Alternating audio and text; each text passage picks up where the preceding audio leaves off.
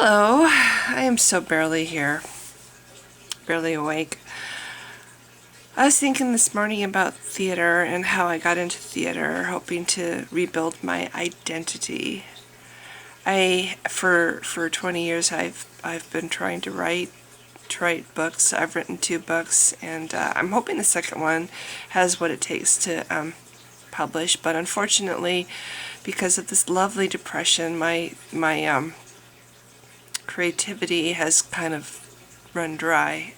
For the last 10 years, I have really not done jack on my second book, which again I hope will one day be something, but I need to get back into it. And after I left my marriage, I was, well, toward the end of my marriage and after, I was so incredibly lonely. That's the worst kind of lonely, is when you're married to somebody and you're living with somebody and they're there, but it's like you're all by yourself and you can't talk to them, and you're almost afraid to talk to them because, well, anyway.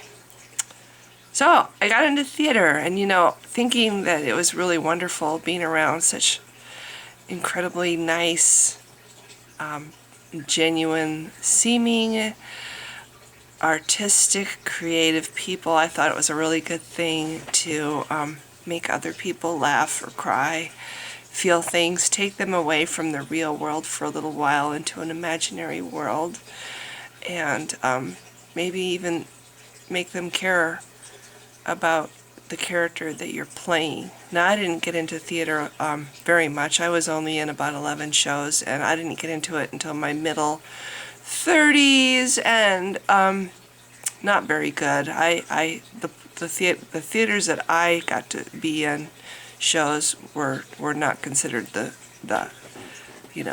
theaters. They were like, people just starting out kind of stuff. But it was a lot of fun. You get into casts, and for the time that you're in that show, it's like you have this warm little family, and people go out and have fun, and it's really great. And you think these people are really wonderful, and you listen to their stories and get caught up in it, and you think, wow. It's neat to be part of that world a little bit, and getting to be on stage is really great. I enjoyed working backstage too. I really loved being a backstage technician, moving props, and bringing things for the actors that they needed to take on stage, and helping with costumes, helping actors get into their costumes, and washing dishes afterwards, and preparing the food if the show required food. I got to do a lot of really fun things with theater, including I got to run a fog machine for I Hate Hamlet, and do magical visual effects from backstage. That was really cool. And honestly, there are some really amazing people in theater. Some of the most amazing people I've met in theater. But the sad thing about theater is you also meet a lot of dysfunctional people. And I can say that because I'm one of them. A lot of dysfunctional people. People that really, I don't really think very many people ever grow up. But in theater, you find a lot of people that never grew up, that have a lot of issues from when they were younger, playground mentality, a lot of drama queens, I know because I'm one of them, a lot of prima donnas, and the prima donnas, and they can be either male or female, were the ones that really made me roll my eyes, because it's like, you know what, guys, yes, you're talented. There's so many people in this world, it's scary, that are incredibly talented, and nobody ever knows. These people will never be anybody's. They have their little following here in their state, but and they're really talented people, but they're just like anybody else with a hobby. Lots of writers too, who write really well, that'll never be published. And it's just the same with these people. It's like, okay, yeah, you're entertaining, and you really act well, but you're just, look where you are and get some perspective, and try to live in the real world, because that's what's important. Theater is just make believe. but getting along in the real world and being a real person. You know, so a lot of people, they never come off, it's like they're on all the time, even when they're not on stage. And that's the part that's hard for me, is I come to really care for people, thinking that this is who they are. And then I find out that no, this is not who they are. They were acting. The guy that lived with me, that I took care of for 2 years, he's an actor. And he's a very good actor, obviously, because he had me very, very, very fooled. The bartender, not an actor, but oh my God. He could easily be one.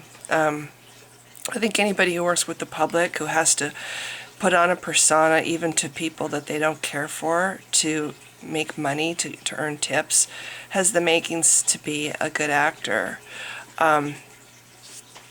I'm trying to think. I'm losing my thoughts because it's hot. I've got the stupid wolf thingy on, and I'm not awake yet. And I'm waiting for my dog to start barking because that's what she does whenever I try to do a video. But what's funny is the lack of compassion in some of these people. It's like they play people on stage that you fall in love with, that you think are so wonderful and compassionate and kind and sensitive people.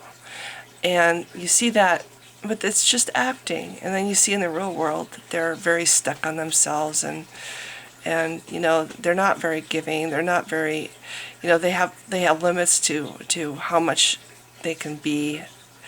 It's like you think there's something that they're not. And that's what I keep running up against. One of these people wanted me to help her when she took over a theater. And she called me when the people who had it previously went out of business. And she called me to come in and help her. And I did. And it was totally out of the goodness of my heart. This place was a pit. And it was disgusting. And it took several weeks, and it took a lot of really hard work.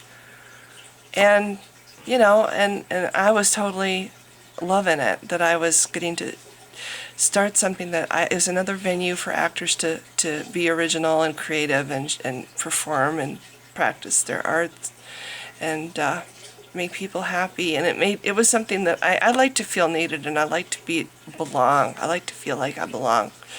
And that's what this was for me. And then when the theater was all clean, it was gorgeous inside. It was so beautiful, and I was so proud of it. I put together a book of before and after pictures of it, of while we were cleaning it out, and let them have it in the lobby, which turned out to be a donation, which really wasn't the intention. But when I wanted to take it back at the end, they refused to give it back to me. But anyway, I don't want to say too many mad things. I found out that this too was a situation where, you know, it was great while I was happy and everything. But after the thing with the bar, and they all knew about what this bartender did to me and stuff, and they all still wanted to go to this restaurant after the shows. And I was for 3.5 seasons, I was the house manager.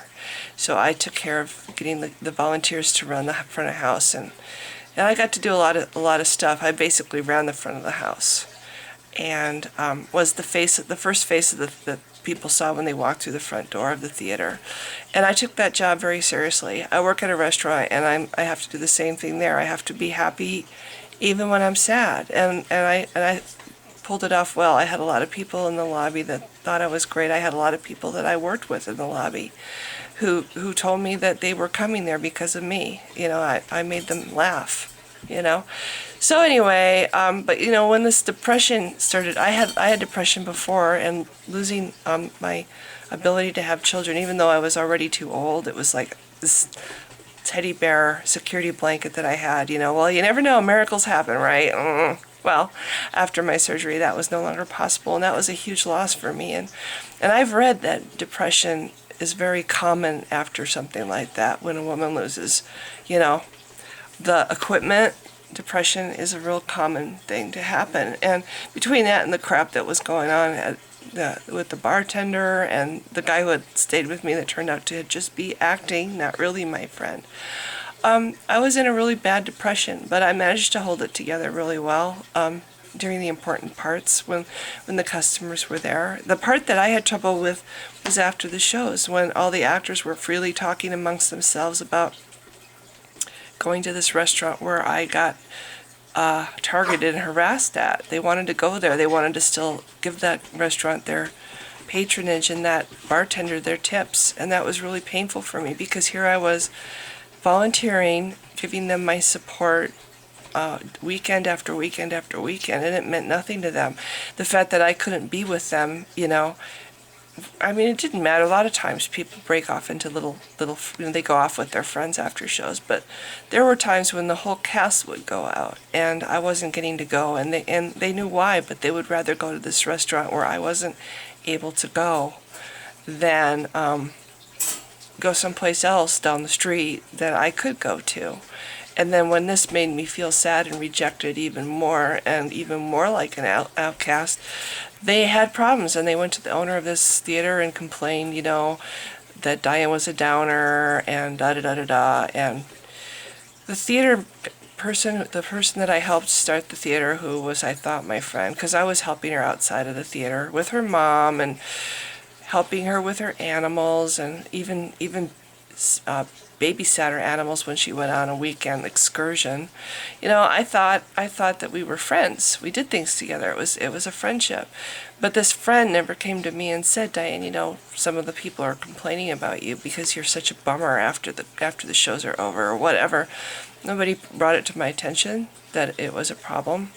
So anyway, again, it was another bad experience for me that I felt like, I kind of felt like the vacuum cleaner at that theater. It's like, before the shows, it's something necessary. You bring it out and it goes to work for you, and it does a good job. It makes everything work.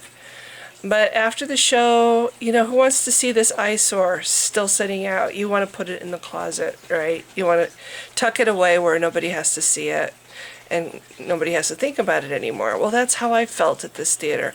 The first 2 seasons, I felt really, really great there. I had a lot of fun. I got to go to this restaurant with everybody else. It was wonderful to be part of this team. I felt so much pride in this theater and in our shows. I talked it up everywhere to all my friends, to people at the restaurant I work at, to my day job. I helped the president of the board do marketing, and I started the first website for them on Facebook, because eventually they did have a fan page, but at the start we just had a group, friends of, well, I don't want to say the name of the theater, but anyway, I was a real enthusiastic supporter. And when I was going through when the thing with the bar happened, it was like it kicked the legs out from under me. I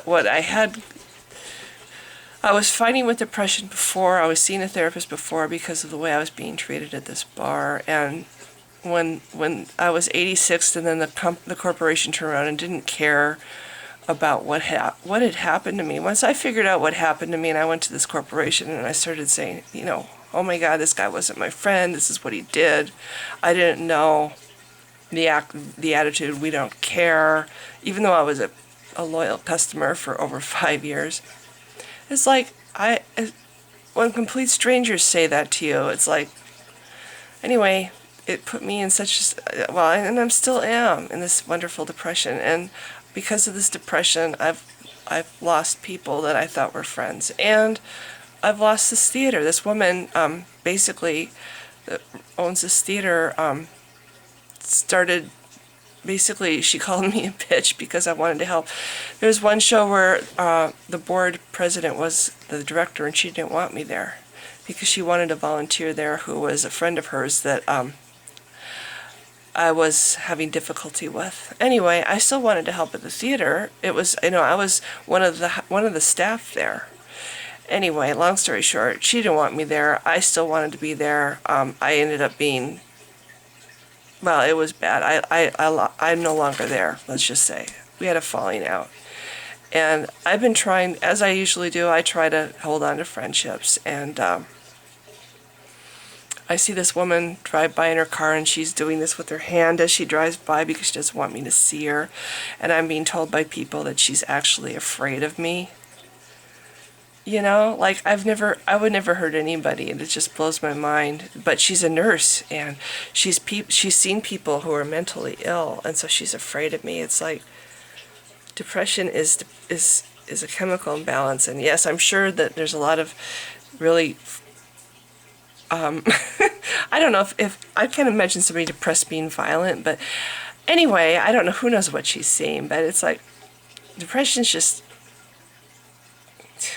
it's not being able to get up in the morning, blah blah blah. It's being everything seems bigger, your emotions are bigger, problems seem bigger, but whatever. Apparently she thought that I was a lunatic, and maybe the fact that I scream on into my camera and put it on YouTube, maybe that makes her right. I don't know, but the other day she went by holding her hand in front of her face, and it hurt my feelings that this woman that I helped, and I helped her in her personal life too, with her with her mom, and that she could think that I was something so horrible that she was afraid of me. So I sent her an email to reassure her that I would never in a million years hurt her.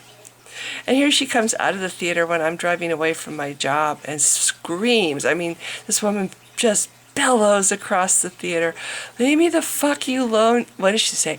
"Leave me the fuck alone, you crazy bitch." I mean, so loud. And then I'm driving down the road and I could still hear her in the distance ranting. And it's like, okay, which one of us is crazy? Which one of us is got some serious issues? I'm sorry, but this is the same person that if she saw any of her actors talking with anybody that she didn't like, she'd look at her watch and she would time them how long they were talking to the people that she didn't like. And if it went on for too long, she would be like, should I let this person back in my theater? This is what I'm saying. It's like you really run across some really seriously dysfunctional people in theater, and fake people, and people who see nothing wrong with using people, or taking advantage of their desire to be a really good help, be a good support. So I'm kind of out of theater now, except in just there's some really wonderful people there that I've met that I think of the world of, and I still kind of am in it, so I can still be in contact with these people and be supportive, and I still believe in theater very much. It was something that I loved. I wanted to be involved the rest of my life, but this gave me such a bad taste in my mouth. I don't know if I'll ever go back to it really very enthusiastically.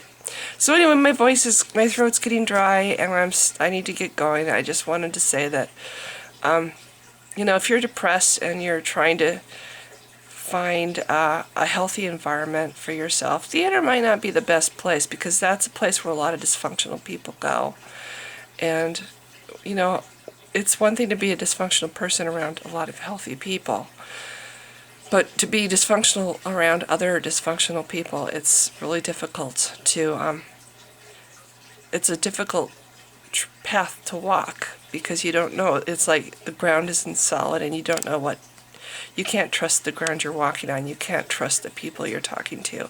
You don't really know who is your friend and who isn't your friend. I can't even tell you how many times I saw actors schmoozing with other actors that they've said to me behind their backs that they hate these people, and yet face to face they're like kissing up to them and schmoozing with them. And it's like, wow, very, very two-faced people, some of them, and maybe it's not the best place for me. So anyway, I gotta get going, and thank you for listening again. Bye. Damn it, can't find the switch. Okay.